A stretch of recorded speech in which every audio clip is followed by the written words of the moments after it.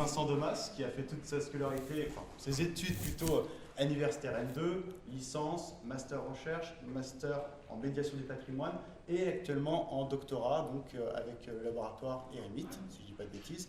Et donc Vincent en ce moment est en train de réaliser une thèse sur les pratiques minières dans l'actuelle Bolivie au XVIIIe siècle. Vous me direz quel rapport avec la Bretagne ou encore avec les Bretonnes en lutte? Aucune. Cependant, Vincent a pu... Ouais, c'est bien.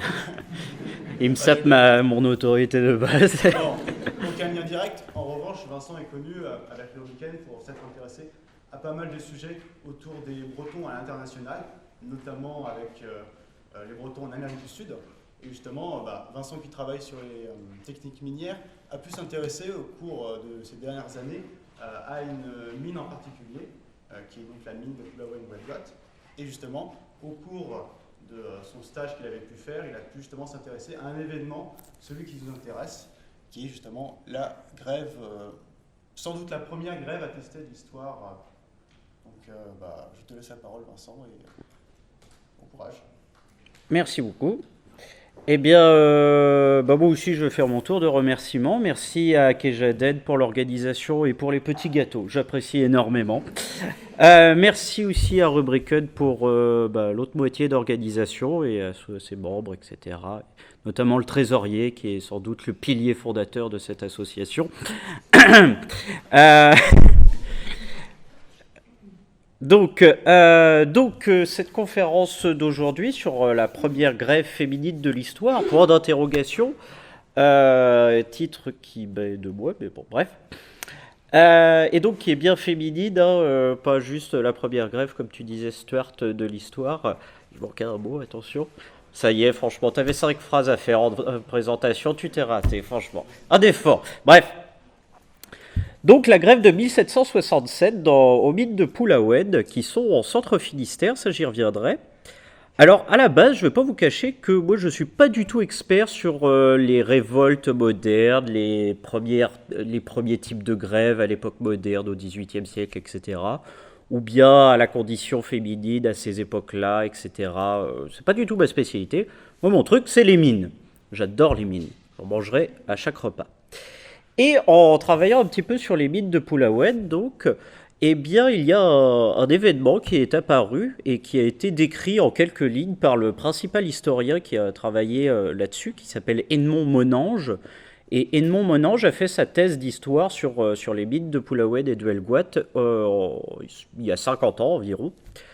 Et en quelques lignes, il décrit à un moment, il dit en 1767, il y a un mouvement féminin aux mines de Pulawen, et ça peut être considéré comme la première grève féminine de l'histoire. Et il en dit pas plus. Et bon, ça a un petit peu accroché mon attention, et puis j'ai voulu en savoir un peu plus. Et j'ai creusé un peu plus les sources à ce sujet-là. Malheureusement, il n'y en a pas beaucoup. Vraiment pas beaucoup du tout. Il y a juste quelques lettres échangées entre la compagnie des mines de Basse-Bretagne, qui exploitait donc ces mines, et ses responsables locaux, qui traitent de l'événement, et ça représente finalement quelques paragraphes malheureusement, mais on peut en tirer quelques informations, et puis je vais essayer de vous montrer ça.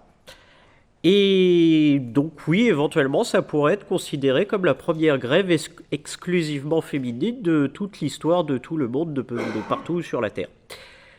Et donc, à voir exactement de quoi il s'agit.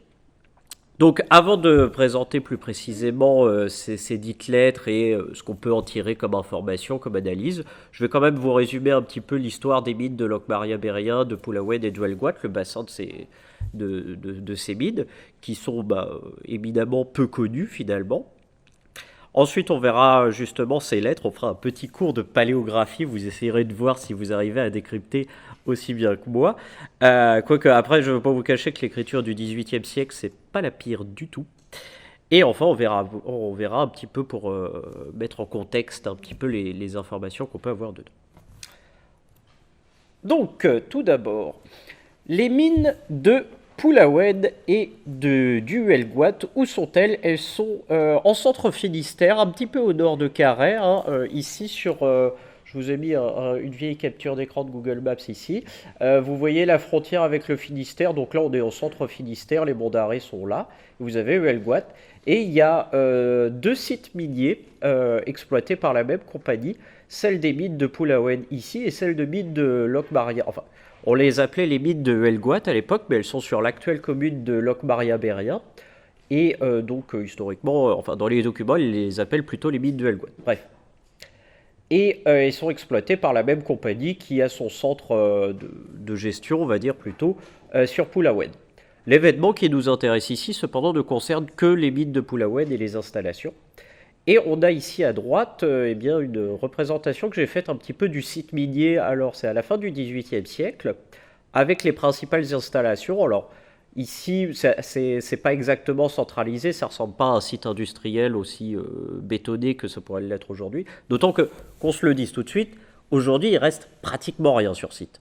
Sur celle de Locmaria-Beria, il y a encore quelques ruines, quelques vestiges. Sur celle de Pulawen, il n'y a rien. Il n'y a vraiment rien.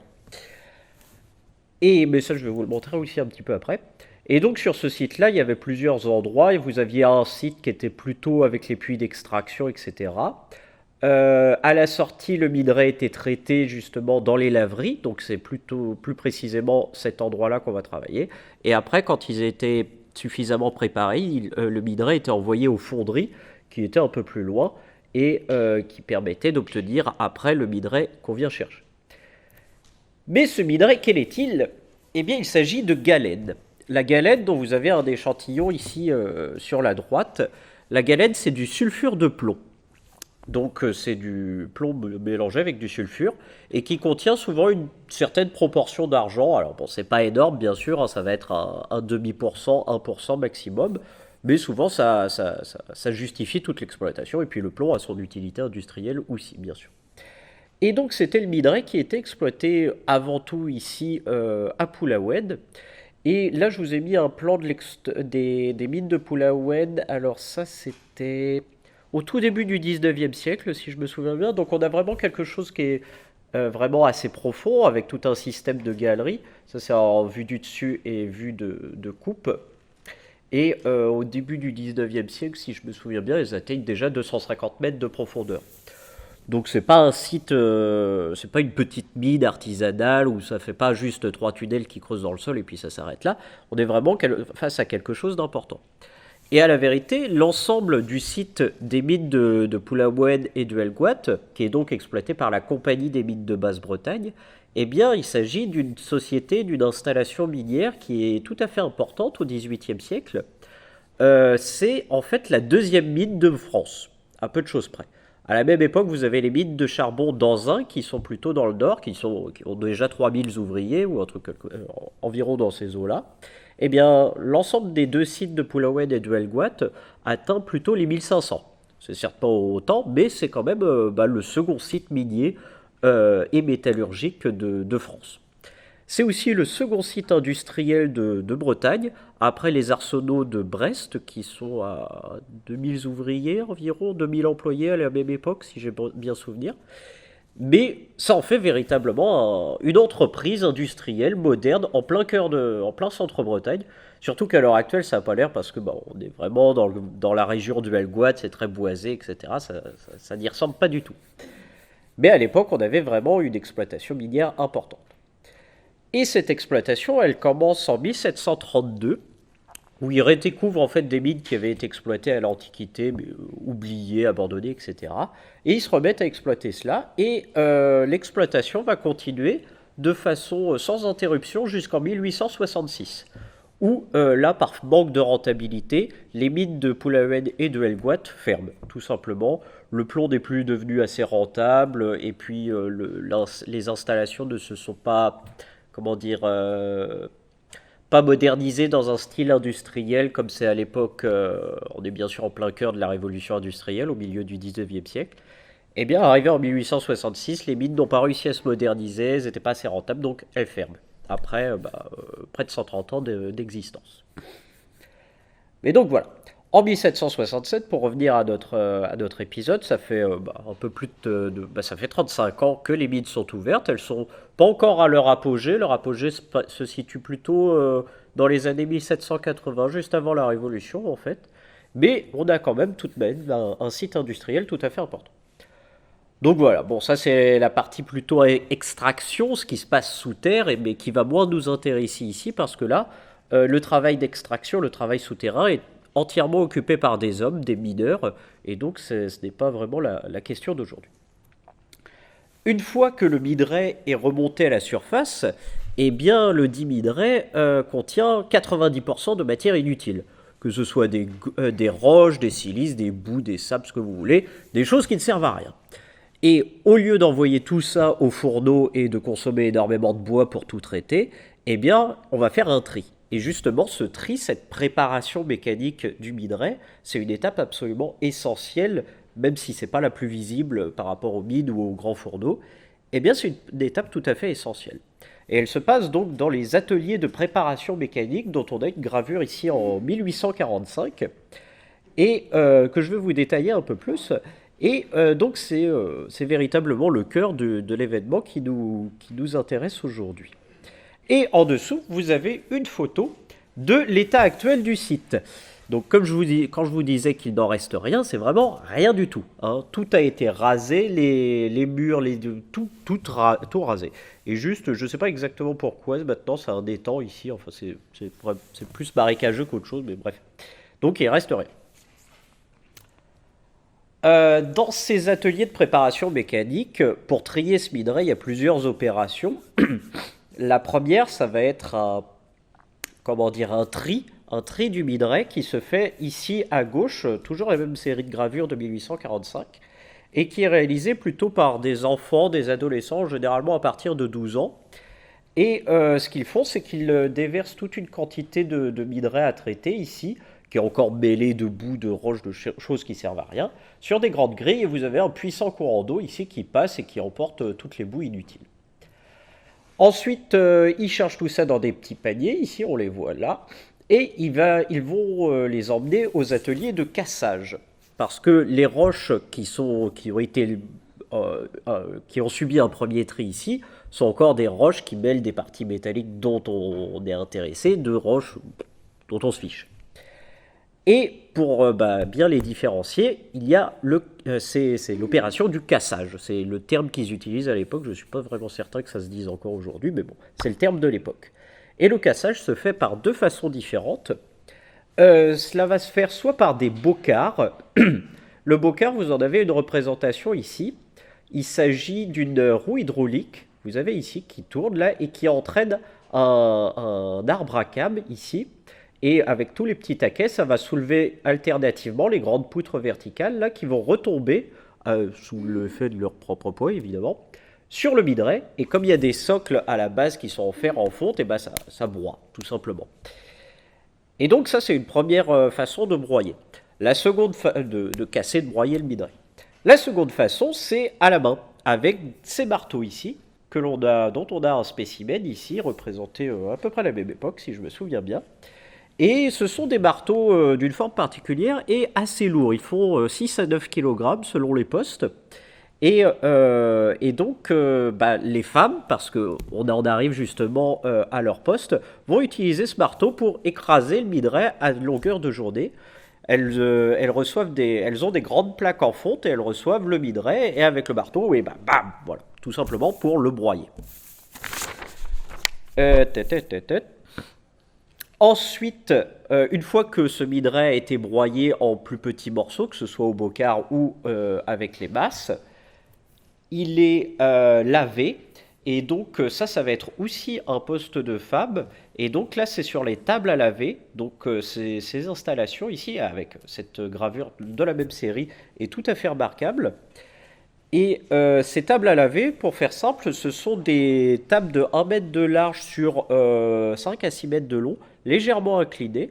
Et donc le minerai qui a été traité dans les opérations précédentes, qui à présent est à l'état de poudre, de sable, de vraiment quelque chose d'assez fin à présent, est répandu là, et il y a un courant d'eau qui passe. Il emporte encore une fois les roches les plus légères, les boues, les sables, etc. Et le métal, le plus lourd, reste, tout simplement. Et ça permet de séparer les deux.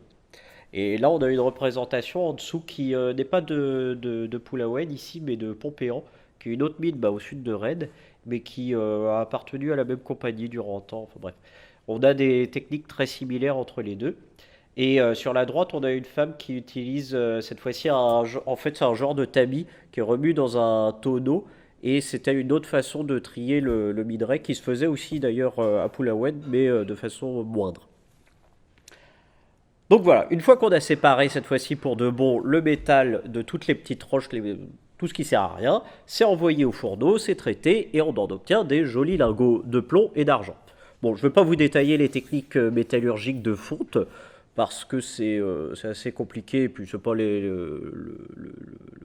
l'intérêt pour aujourd'hui. Parce qu'une fois arrivé aux fonderies, eh bien, c'est à nouveau des postes attribués à des hommes. Le travail qui se passe aux laveries ici, donc, soit est attribué à plutôt des enfants, des adolescents, soit le cassage et le lavage aux femmes. Alors comment expliquer que ce soit des hommes qui soient aux fonderies et aux mines et des femmes qui soient à cette opération charnière de traitement du minerai?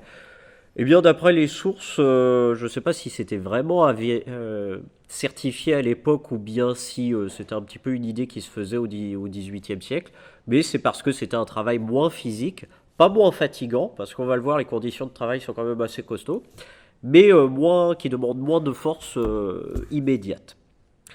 Et donc, ils étaient attribués plutôt à des femmes à l'époque. Combien il y en a? Combien il y en a? Eh bien, dans ces ateliers de préparation, ici, vous avez à la meilleure époque environ 150 personnes qui y travaillent. Alors, si je me souviens bien des répartitions, on a environ une vingtaine d'enfants ici à cette première opération ici. Au cassage, que ce soit au bocard ou au marteau, on a une trentaine de femmes. Et aux tables à laver, ici, on a une centaine, parce que pour tout un tas de raisons, il y a besoin de plus de main-d'œuvre à cette opération-là. Les conditions de travail, donc comme je le disais, eh bien elles ne sont pas très réjouissantes.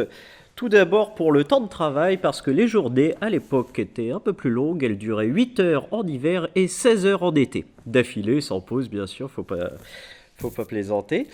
Elles, dans le cas de celles qui travaillaient aux tables à laver, elles passaient leur journée plonger les mains dans de l'eau glaciale en hiver, un peu plus chaude en été, mais bon, pas trop, on est en centre-Bretagne aussi.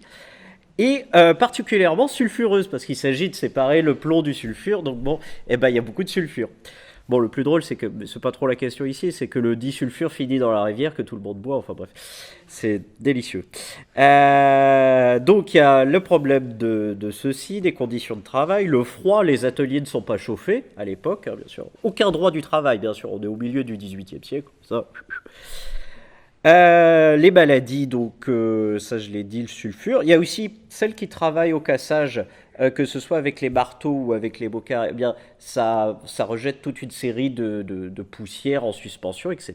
Et donc provoque de nombreux cas de silicose. Vous savez, quand vos poumons se détériorent et meurent parce que vous respirez de la roche, eh bien voilà, c'était ça. Il y avait de nombreux cas de silicose à l'époque. Donc voilà, les salaires sont miséreux, ça c'est même pas le besoin de le préciser. Pas de chauffage, ça je l'ai dit, voilà. Il y a tellement une liste de mauvaises conditions de travail, je m'en perds. Et plus précisément dans le cas du cassage, donc le marteau que je montre ici, il fait 6 à 9 kg, mais aussi, donc elle passe beaucoup de temps ça fait beaucoup de quantité de minerai à traiter, parce que en une journée de travail, elles ont 5 à 6 brouettes entières à entièrement passer sur la plaque en fonte, à écraser et passer au suivant. Donc, ça fait de journées assez dures. Ah oui, si j'ai les chiffres de salaire aussi, elles sont payées 80 centimes par jour vers 1850. Voilà, bienvenue au XVIIIe siècle donc. Donc voilà, ça c'était pour leurs conditions de travail à peu près. L'organisation de l'entreprise. Il faut que je fasse un point là-dessus parce que c'est assez important pour expliquer la suite. Vous avez plusieurs niveaux dans cette entreprise, dans cette compagnie des mines de Basse-Bretagne.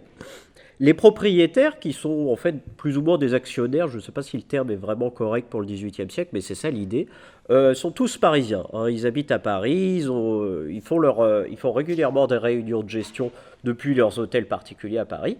Et ils envoient leurs instructions aux directeurs locaux pour gérer l'entreprise. Et les directeurs locaux leur répondent de façon très régulière.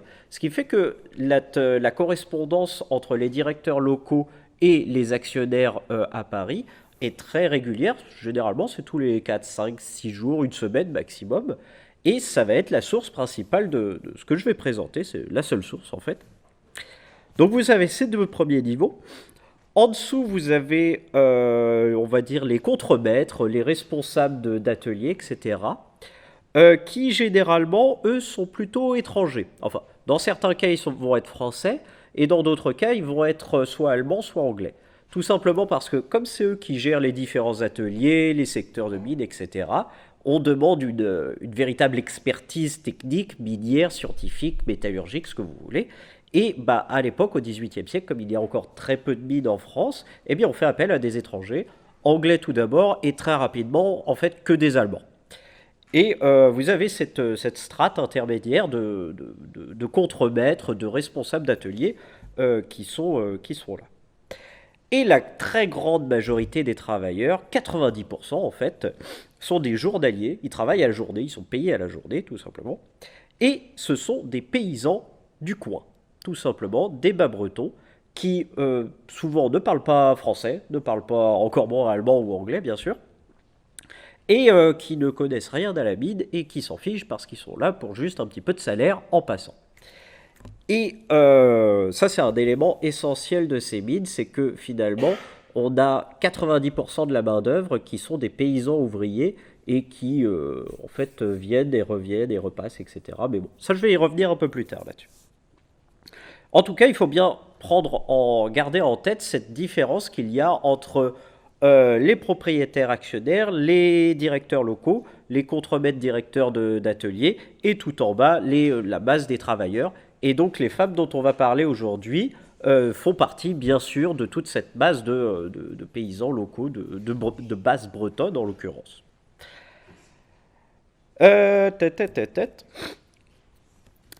La direction locale prend souvent d'ailleurs des initiatives de son propre fait pour améliorer la productivité des mines, si possible en améliorant les techniques, bien souvent en réduisant, enfin en détériorant encore plus les conditions de travail ou la paye, tout simplement. Et d'ailleurs, en fait, à cette période de fin 1766 et début 1767, on arrive dans le cœur du sujet. J'arrive petit à petit, hein, je finis de présenter les techniques, rassurez-vous. Eh bien, il y a toute une série de débats parce que la direction locale est en pleine négociation avec l'évêque de Quimper pour qu'il accepte de laisser les travailleurs aller travailler le dimanche. Une journée de plus, parce que bon, franchement, ils ont vraiment besoin du dimanche, hein, c'est pas nécessaire. Et donc ça, c'est encore en débat. À la vérité, ils n'arriveront jamais à l'avoir parce que l'évêque a d'autres intérêts à ne pas laisser, enfin, à ne pas laisser le travail le dimanche, etc. Mais en tout cas, on est déjà dans cette optique de rentabiliser plus l'entreprise, on va dire. Et c'est précisément à ce moment-là qu'intervient quelque chose. Le directeur... ah bah oui, tiens, j'ai oublié de vous présenter là. Bon, c'est un plan des laveries, là, donc on voit justement les tables où travaillent les enfants. Et là, c'est les tables en fonte où travaillent les casseuses et qui sont là. Bon, ça c'est du détail, ça. Et précisément, donc, en janvier 1767, le directeur local prend une nouvelle initiative, c'est de baisser le salaire des ouvrières, des casseuses, celles qui ont véritablement ce poste de broyer le minerai avec les marteaux ou avec les bocards, de baisser leur salaire pour l'aligner sur les casseuses qui auront exactement la même fonction à Huelgoat, à quelques kilomètres de là. Enfin, Locmaria, bref. Et eh bien, on l'apprend précisément avec la réponse de la direction des actionnaires parisiens qui répondent qu'ils sont très satisfaits. Et donc c'est là que commence la série de lettres qui nous permettent d'en apprendre un peu plus sur cette grève de janvier-février 1767. Et donc je vais vous montrer un petit peu les différentes lettres qu'on a là-dessus. Et bon, il n'y a pas énormément de données, mais on en a. Donc on commence donc avec cette première lettre, donc écrite depuis Paris à la direction locale. On a perdu les lettres qui allaient dans l'autre sens, donc on ne sait pas exactement ce que disait la direction locale à ce moment-là, mais on a au moins dans ce sens-là. Donc le 9 janvier 1767, la direction parisienne dit Alors, je vais vous montrer un petit peu le texte tant qu'à faire pour voir, pour que vous constatiez. Vous avez fort bien fait de fixer le travail des casseuses du Poulaoued sur le pied où vous l'aviez établi au Huelguet.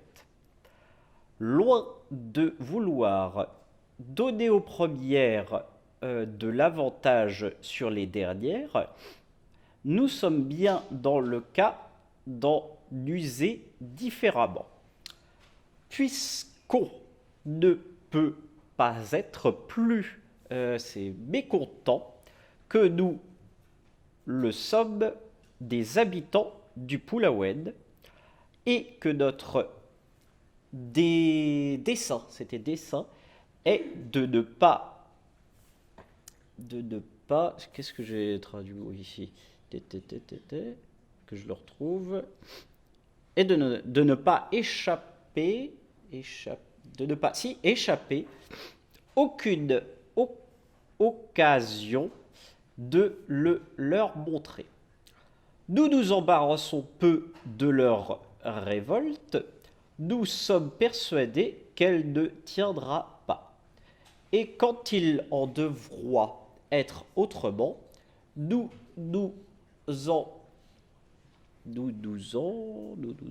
c'était quoi la suite? Nous nous en mettons peu de peine, nous y remédierons. Vous ne les reverrez, alors là c'est un mot pas clair, je l'ai trouvé nulle part sur internet, ni aucun dictionnaire, je suppose que vous les remettrez au travail, donc qu'en se soumettant aux mêmes conditions que celles du Huelguet. Alors bon, je ne vais pas faire ça à chaque lettre non plus, c'était pour vous montrer un petit peu en même temps. Qu'est-ce qu'on apprend avec ce premier paragraphe? Au début de la lettre et la partie suivante, il traite d'autres sujets, comment va l'entreprise, comment ça tourne, etc., les fontes, etc. Qu'est-ce qu'on apprend dans ce premier paragraphe? Eh bien, pas grand-chose, à savoir que le directeur, enfin quelques infos quand même, le directeur local a pris l'initiative de baisser le salaire des ouvrières, des casseuses de Poulaoued pour le mettre sur le même pied que celle de Huelguet, ce que je disais, que celles-ci sont pas contentes, on les comprend, et que finalement la direction ne s'en soucie pas, elle parle de révolte et qu'il ne faut pas les reprendre même si elles ne sont pas contentes. On ne parle pas encore de grève, et d'ailleurs, dans aucune des lettres, il y a le mot grève de donné, hein, c'est un mot qui n'existe pas à l'époque pour traduire ce qu'on qualifie de grève aujourd'hui. Et pour l'instant, en fait, c'est pas exactement clair de qu'est-ce qui se passe. On va voir par la suite qu'il s'agit bien d'un arrêt de travail et qu'elle refuse de travailler, mais bon, ça on va y revenir. Lettre du 13 janvier 1767. Bon, plus rapidement. Nous écrirons par l'ordinaire prochain à Monseigneur de Quimper pour obtenir les ordres nécessaires au travail de notre mine, et si contre toute notre espérance il ne jugea pas à propos de venir à notre secours, nous sommes déterminés de nous adresser au ministre. Bon là c'était juste une partie, je voulais la supprimer mais j'ai oublié. C'est plus sur la question du travail le dimanche justement, le rapport avec l'évêque de Quimper, etc. et qui sont en négociation. Nous pensons comme vous à punir le caprice des ouvrières du bocard et des casseries, et vous avez bien fait de suppléer les casseuses par des manœuvres. Comme les ouvrières en ce genre, aussi que les laveuses aux tables, ne sauront prendre d'autres états, ne sauraient pas faire d'autre travail, c'est le sens ici, elles reviendront nécessairement, et notre dessein est non seulement que vous les amendiez, que vous leur donniez une amende, pour punition de leur retraite, départ on suppose, mais encore que vous n'en preniez aucune de la paroisse de Poulaoued dès que vous pourrez vous en passer, et que les casseuses ne puissent avoir du travail qu'en se soumettant à une certaine tâche. Qu'est-ce qu'on apprend ici? Bon, alors, il continue à qualifier ça d'un simple caprice qui passera parce que, bon, voilà. Qu'elles ont été remplacées, suppléées par des manœuvres, c'est-à-dire des travailleurs qui sont d'une situation professionnelle encore plus basse. En l'occurrence, parce qu'il s'agit que des travailleurs qui font vraiment des tâches annexes, on va dire. Et donc, bon, là, on a un cas de casseurs de grève, on dirait aujourd'hui, des gens qui remplacent tout simplement les dites casseuses. Et d'après la compagnie, ici, eh bien, les dites travailleuses, ces casseuses qui sont parties en grève, ne sauraient apprendre d'autres états, ne sauraient faire autre chose de leur vie parce qu'elles n'ont pas d'autre travail, elles n'ont pas d'autre occasion.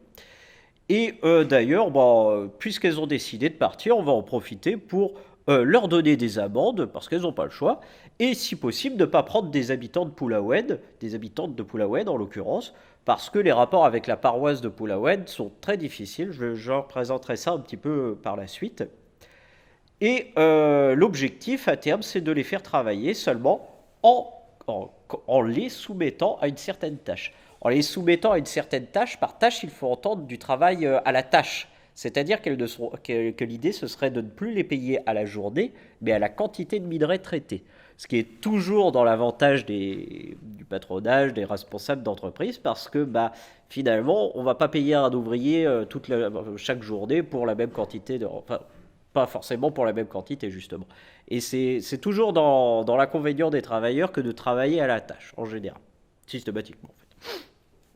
Donc là, ils sont encore la compagnie est encore dans une position très sûre d'elle, que ça ne va pas durer, et on va en profiter pour leur clouer le bec, précisément. Un peu plus tard, 27 janvier 1767. Et comme il nous importe encore autant d'avoir des sujets pour préparer ces vidéos, des sujets, c'est des gens, nous vous invitons d'être très circonspects sur le parti que vous prendrez avec les casseries et la laverie. Nous ne devons pas craindre cependant de le perdre, puisqu'il serait, qu'il serait fort embarrassé de prendre un autre état.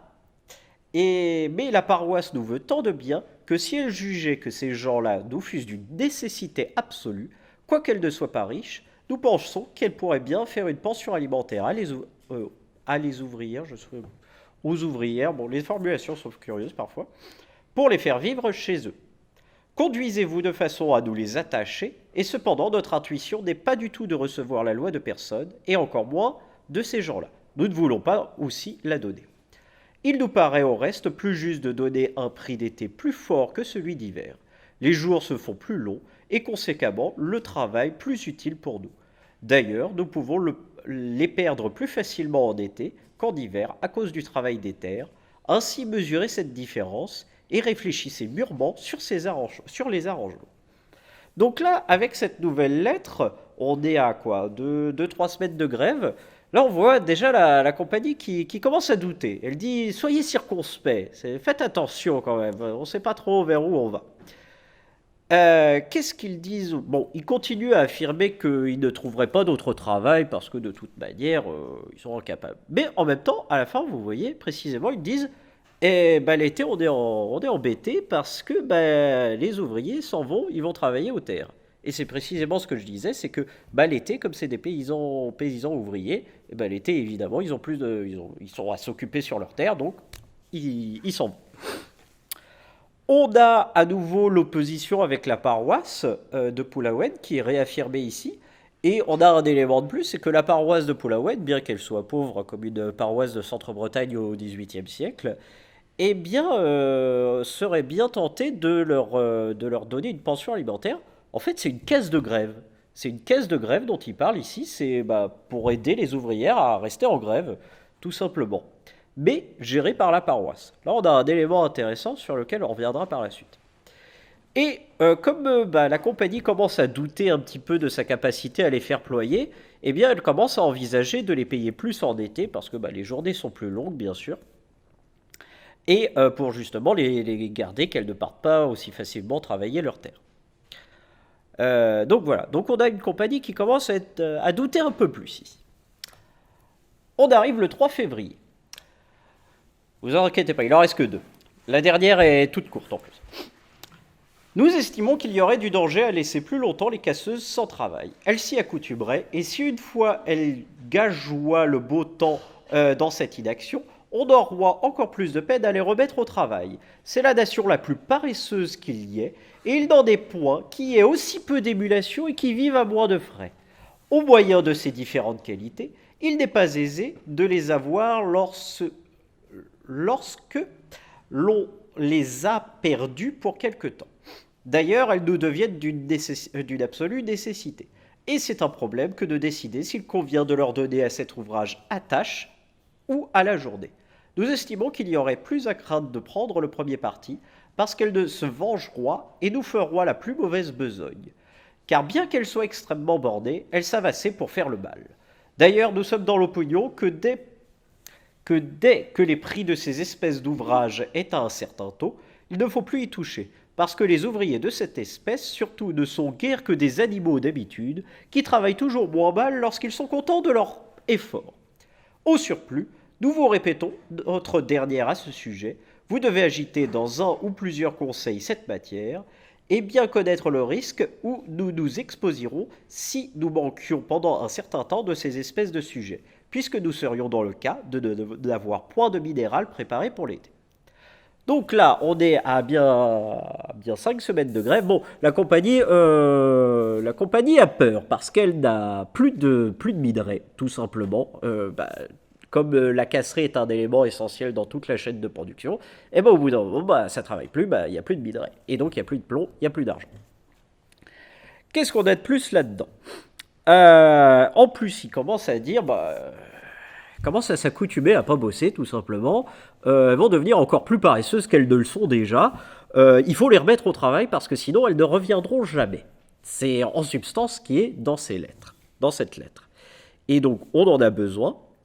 Et ils sont tellement à douter finalement de si elles vont revenir, de si ça va bien se passer aussi pour eux, que finalement ils affirment, bon, vaut mieux les payer à la journée, ce qui est une meilleure situation, qu'à la tâche, parce que sinon elles vont saloper le travail, et ça va être sale, et ça va pas être bien. Et que de toute manière, c'est des animaux, etc. Bon, j'enlève toute la dose de mépris que j'ai pas besoin d'exposer tellement elle est évidente. En substance, c'est ça l'idée. Donc la compagnie est déjà en train de capituler. Et le 10 février 1767, ce que nous avons prévu sur les casseuses est arrivé, vous avez été obligés de les rappeler aux mêmes conditions, et si encore vous n'en avez qu'une de partie, et les autres pourront rester dans le service ou aux ouvrages de la compagnie, si elles en trouvent le travail plus doux que celui est-nomide d'endomide. C'est moins l'argent qui les détermine que la paresse, parce qu'elles n'ont aucune espèce d'émulation, encore une fois. C'est ainsi qu'il faut les voir et se conduire avec elles selon les besoins que nous en avons. Donc là, tout simplement, on apprend que le directeur local n'a pas eu le choix, il a dû les rappeler au même tarif qu'elles avaient auparavant, au même salaire, et que voilà, et puis même ils sont presque obligés d'accepter qu'elles partent sur d'autres postes plus faciles, et il y en a quand même une de partie qui apparemment ne reviendra plus. Et par la suite, les lettres suivantes n'évoquent plus l'incident, donc je suppose que c'est rentré c'est en ordre à présent, et c'est reparti pour travailler. Hop. Alors, ça c'est plus tard. Que dire de tout ceci? Comment tout d'abord expliquer les raisons de l'échec de la compagnie à faire ployer les grévistes à leur baisser le salaire? Pour une raison toute simple, déjà, c'est tout l'intérêt d'une grève, ça a bloqué la chaîne de production. Et donc, au bout d'un moment, la compagnie n'avait plus le minerai, n'avait plus ce qu'elle voulait. Il faut dire que cette grève intervient dans un moment assez particulier, parce que quelque chose que je n'ai pas détaillé, mais dans les quelques lettres précédentes, en décembre 1767 et début janvier, décembre 1766, début janvier 1767, c'est qu'en fait, les gelées hivernales sont tellement dures qu'elles ont paralysé toutes les eaux de lavage qui sont nécessaires à l'utilisation des laveries, tout simplement, et de toutes les autres installations. Donc finalement, début janvier, toutes les installations ne marchent pas d'une façon ou d'une autre. Donc la compagnie, sans doute, en a profité, enfin les directeurs locaux en ont profité pour dire, bon, on va en profiter pour baisser les salaires, de toute manière, maintenant ça change rien. Sauf qu'un peu plus tard, arrivé début février, maintenant que l'ensemble de la machine pourrait repartir, c'est les travailleuses qui ne veulent plus travailler, et donc c'est ça qui fait ployer l'ensemble de la direction. Par ailleurs, on peut dire, ça se voit pas exactement dans ces lettres, mais l'ensemble pas exactement dans ces passages, dans d'autres lettres qui ont été travaillées par Monange, cela se voit bien, c'est qu'en fait, dans les années 1760, vous avez un contexte particulier au mythe de Poulouette et de Alouette. On est on va pas dire dans une effervescence révolutionnaire, ce serait exagéré, mais on est dans une recrudescence des oppositions, des révoltes, etc. Et précisément, la compagnie a peur que cette révolte, grève, enfin, même si le terme n'est pas utilisé, que cette grève ne se répande. Déjà, c'est donc dans tout un contexte d'opposition dans les années 1760.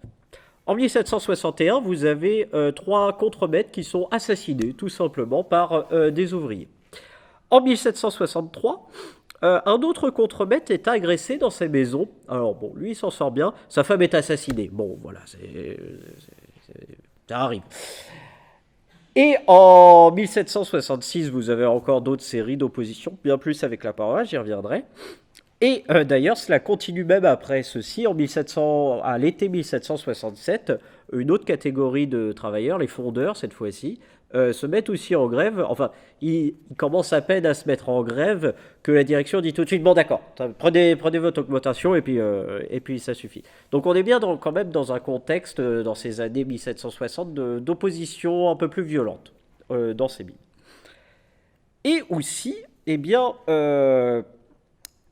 a toute autre raison à l'échec de la compagnie à les faire ployer. Donc il y a tout cet élément de ces ouvrières paysannes, ouvriers paysans d'ailleurs aussi. Et donc c'est ce qu'on appelle l'économie mixte d'Ancien Régime. C'est qu'en fait, l'industrialisation en France n'est pas arrivée comme ça au 19e siècle. Paf, on arrête les champs, on met des usines et des machines à vapeur partout. Ça a été un long processus d'adaptation, de mutation des structures économiques pour transformer petit à petit les paysans en ouvriers, etc. Et aussi en situation rurale, évidemment ici. Et là, c'est évident avec le cas des mines de Helgoat et de Poulaoued, c'est que les paysans sont à la fois paysans et ouvriers, mais dans leur tête, ils sont très probablement beaucoup plus paysans que ouvriers. Et donc finalement, la mine, c'est un complément de revenu, mais ils s'en fichent un petit peu. C'est pas leur priorité. C'est-à-dire que, certes, s'ils ne peuvent plus aller y travailler, ce serait une perte financière, mais ils survivraient. Et contrairement à ce que dit la compagnie, ils survivraient sans la mine. Et précisément, c'est un petit peu l'idée. C'est un petit peu cette opposition dans cette notion de travail. Qu'est-ce que le travail pour les directeurs de la compagnie? Quand ils disent c'est moins l'argent que la paresse qui les anime, ça montre bien que ces ouvriers, ça ne les intéresse pas plus que ça que d'aller travailler à la mine. Donc voilà, l'économie X, tout ça, c'est fait. Donc ça, c'est 3 raisons de l'échec. 3 raisons finalement assez simples. En fait, c'est des raisons simples qui expliquent une grève et sa réussite en l'occurrence. Ces lettres nous apprennent finalement plus de choses sur les mentalités de chaque groupe. Alors quand je dis chaque groupe, c'est d'un côté les actionnaires, la direction, etc. Et de l'autre donc les travailleuses. D'un côté les actionnaires, je ne vais pas vous cacher, ils sont assez méprisants avec la population locale. Vous l'aurez bien vu à les traiter d'animaux, de paresseux, de capricieux, etc. C'est que, et encore, j'en passe, mais dans d'autres lettres, ça va être ils sont superstitieux, ils sont alcooliques, etc. C'est que, en fait, ces hommes de la direction sont des véritables aristocrates des Lumières. Ils sont vraiment dans une optique de mise au travail, d'amélioration économique du royaume, etc. On est vraiment dans une optique presque du 19e siècle, mais là avec tout le vermini des Lumières de dire que tout ça va aider en fait toute la population. Et ça se voit dans d'autres lettres, dans d'autres de leurs lettres où ils disent, ils sont presque étonnés finalement que les gens, les Bretons, les aiment pas finalement, ou leur fassent payer toutes les marchandises très chères. C'est que dans leur tête, en fait, les mines, c'est fabuleux les mines. Bon, je suis assez d'accord, mais ça c'est autre chose. Les mines, c'est fabuleux, ça développe le territoire, ça fait de l'argent, ça développe toute l'économie. Pour les paysans d'ici, qui ont déjà leurs terres, ils s'en fichent. Bon, d'ailleurs, quand la pollution minière détruit toutes les terres, ça commence à les agacer, mais bon, ça c'est autre chose.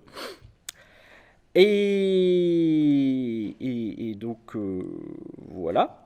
Et aussi, typique de ces hommes des Lumières, c'est qu'ils vernissent tout ce qu'ils disent de grandes notions, et en l'occurrence, c'est la justice, bien sûr. La justice on va pas payer les casseuses de Poulaoued plus que celles du Helgoat, elles ne le méritent pas plus, finalement. Donc, c'est de justice, finalement, qu'ils rabaissent leur salaire. Et on pourrait les critiquer sur plein de plans et là-dessus, je vais pas vous le cacher, c'est assez évident. Mais ça montre un petit peu leur mentalité vraiment des Lumières.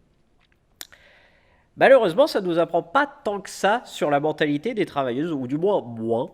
On aurait pu espérer plus, mais bon, c'est ainsi. 2 choses importantes qu'on peut voir dans ces lettres, c'est tout d'abord la solidarité assez forte qu'il y a dans la paroisse. C'est que la paroisse est prête à leur payer une caisse de grève pour qu'elle reste en grève, tout simplement.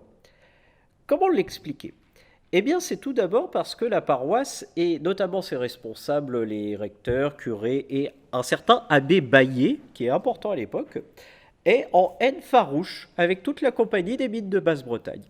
Et ils ont toute une série de procès depuis le début en fait, mais encore plus dans les années 1760.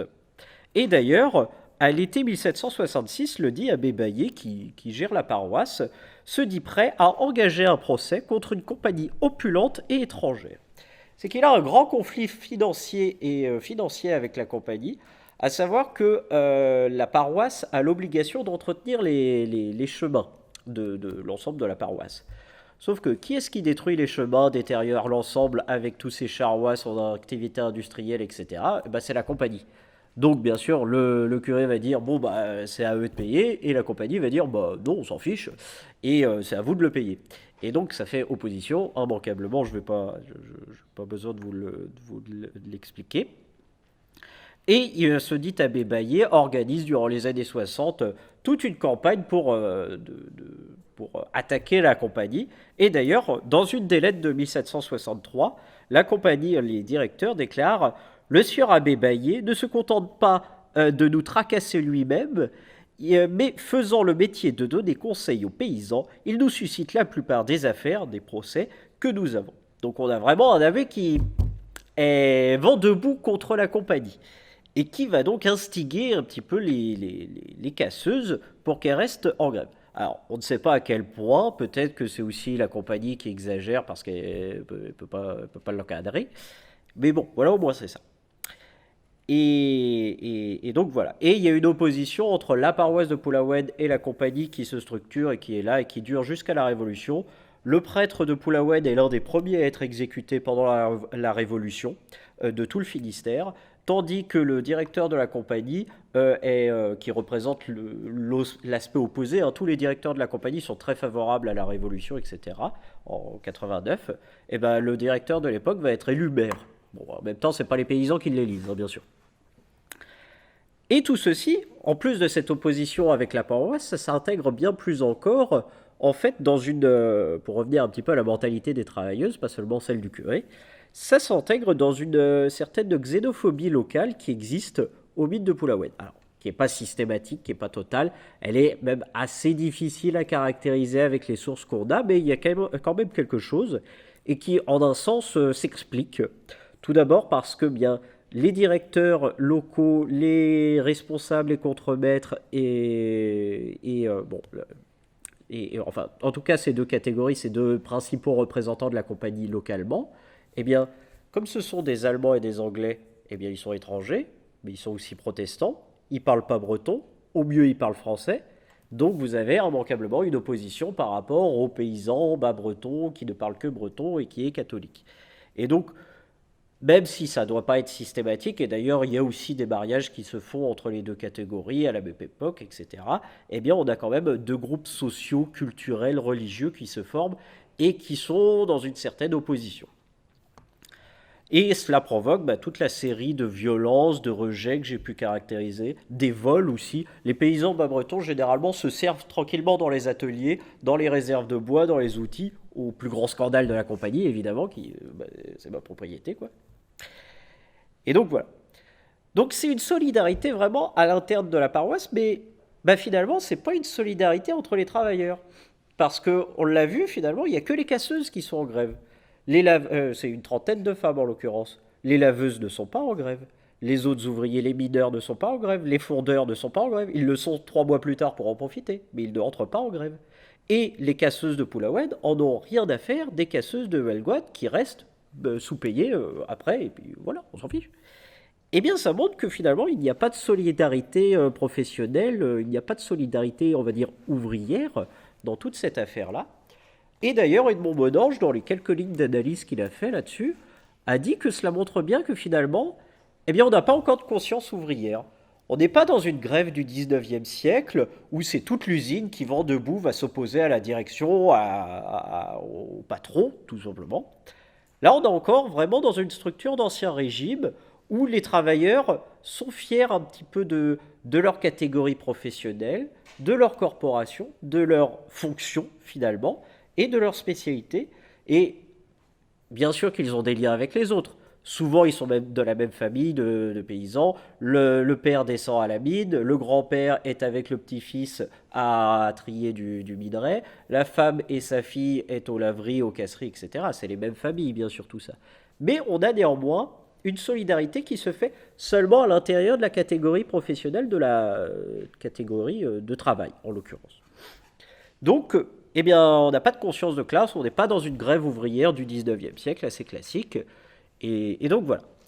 Et c'est là finalement un petit peu l'élément d'analyse que je pense le plus intéressant ici, c'est que on n'est pas dans une grève du 19e siècle. Le prêtre a encore un poids énorme. Alors, bon, est-ce que c'est parce que c'est des femmes? Est-ce que c'est parce qu'on est en Bretagne, dans la campagne basse-bretonne, etc. Ça peut se débattre. Et aussi, on n'a pas une grève ouvrière, on a une grève de paysans qui défendent leurs quelques centimes de différence de salaire, on va dire. Et donc ça montre un petit peu justement cet intérêt on n'est pas dans une industrie du 19e siècle, on est dans quelque chose d'antérieur. On est encore dans une industrie d'ancien régime. Et donc voilà, un petit peu ce qu'on peut en tirer, un petit peu comme enseignement. Évidemment, ça pourrait être critiqué avec plus de sources, d'autres sources. Je les ai jamais trouvées, du moins, moi. Peut-être qu'on aurait d'autres détails qui pourraient nuancer cela, qui pourraient dire plus, mais bon. Malheureusement, c'est tout le problème de l'histoire. Des fois, bah, il n'y a pas les sources, et puis bah, il n'y a pas les sources. C'est tout.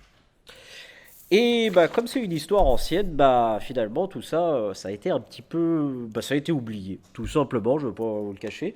Depuis, avant Edmond Modange et sa thèse, bah, toute l'histoire des mythes de Basse-Bretagne, de Pulawen et de Helgoat était pratiquement tombée dans l'oubli. Juste les habitants locaux avaient le souvenir qu'il y avait une mine. Ils retrouvaient des puits de mine, ils trouvaient des choses, des tunnels, etc. Enfin, j'ai rencontré des gens de là-bas qui me disaient qu'ils s'en servaient de fausses d'écarissage. Hein, tous les bestiaux morts, allez hop, c'est parti, voilà, ça disparaît. Mais bon, voilà. Ça permet. Ah oui, ça c'était juste du détail, c'était aussi pour réaffirmer la place de la. Enfin, c'est pas du détail, mais c'est pas directement dans mon discours. C'était pour réaffirmer aussi la place de la femme dans les industries minières, en fait, depuis toujours. Là, on a des gravures du XVIe siècle où elles sont déjà dans les opérations de tri et de lavage. Et bien sûr, à gauche ici, c'est à la même époque, au mines d'Anzin, d'ailleurs, dans le nord de la France, où elles ont des activités dans le traitement du charbon. Et à droite, bien sûr, ça c'est des mines classiques 19e siècle, début 20e siècle, dans le nord de charbon ou de quoi que ce soit, où elles ont encore une place. Alors la femme a toujours été présente dans l'industrie, bien évidemment. Mais bon, pour revenir sur les mythes de Locmaria, Bérien, Pulawen, Huelgoat, donc aujourd'hui, eh bien, il y a encore un petit musée à Locmaria-Bérien, dans le bourg de Locmaria-Bérien. La maison de la mine de Locmaria-Bérien, qui fait visiter donc bah, son propre musée et le site minier de Huelgoat, en l'occurrence, où il y a plus de vestiges à voir. À Pulawen, il n'y a plus rien, hein, ou vraiment des tas de sable, etc. À Locmaria, il y a plus de choses à voir. Donc voilà.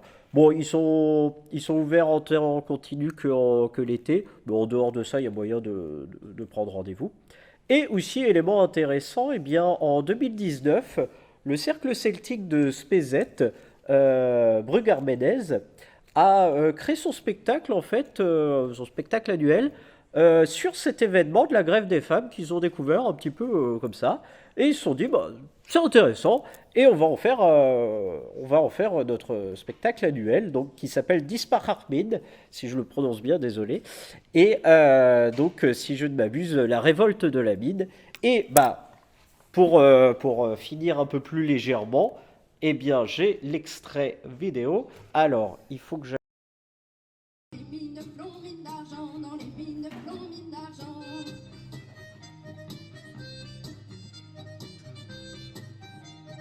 Du matin au soir elles s'en vont, c'est pour enrichir les patrons. Le vent de la colère va souffler, le temps de la révolte est arrivé. 70 filles à Pulawen, dans les mines plomb, mines d'argent, dans les mines plomb, mines d'argent.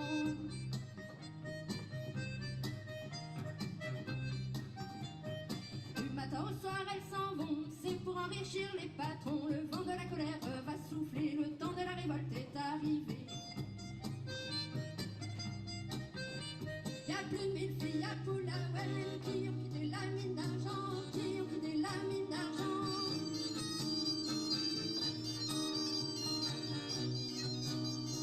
Entendez-vous la voix des femmes, des ouvrières révoltées?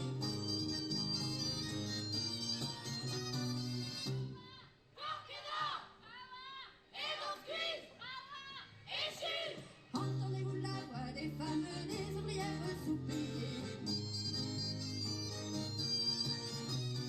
Entendez-vous la voix des femmes, des ouvrières surmenées?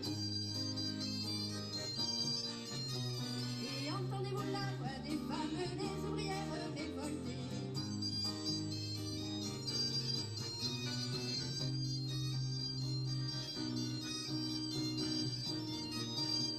Y a-t-il 1000 filles à Pulaouel qui ont quitté la mine d'argent, qui ont quitté la mine d'argent? Entendez-vous la voix des femmes, des ouvrières révoltées?